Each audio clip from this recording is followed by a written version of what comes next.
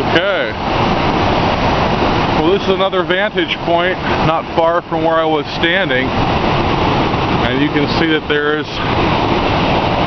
a viewpoint on the other side there.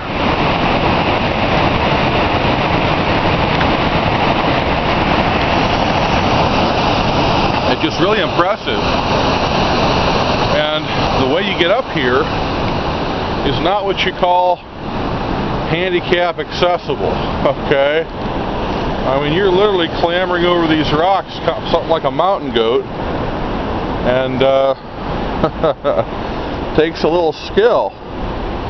Not quite like most parks, whatnot, that would be building not just a retaining wall, but they'd be smoothing a lot of stuff out. But I guarantee you, nobody put any of these walls in place. I mean, this whole thing here is just one, well, I guess that wall they built. So these are just exposed rock. Now, of course, the evolutionists would say that all of this stuff here took millions of years to put down. And I can kind of understand a little bit the thinking, but look, you can see simply from this outcropping here, whatever was here, okay, has been turned literally on its side. You see these layers, these sedimentary layers that were laid down by the flood and was compressed together with an unbelievable amount of force. And then, as the continents started to shift, when they reached soft spots,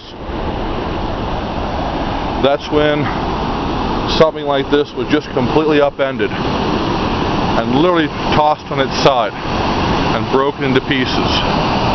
And that's what you see here. It's undeniable that this geology here was at one time horizontal. And the evolutionists want you to believe that it took millions of years for this horizontal to go vertical. So that instead of being flat to the surface of the earth, it's now exactly the opposite. It points 90 degrees from where it originally lay. And they want you to believe it took millions of years for that to happen. And of course, you want to believe that, there's nobody's going to stop you.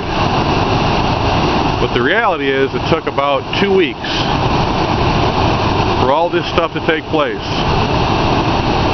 because there was a lot of energy that was happening during the flood that literally no one around was alive to see it or record it, except what we have in the Bible. And all we're seeing here is the remains, the leftovers of that huge worldwide catastrophe called the flood.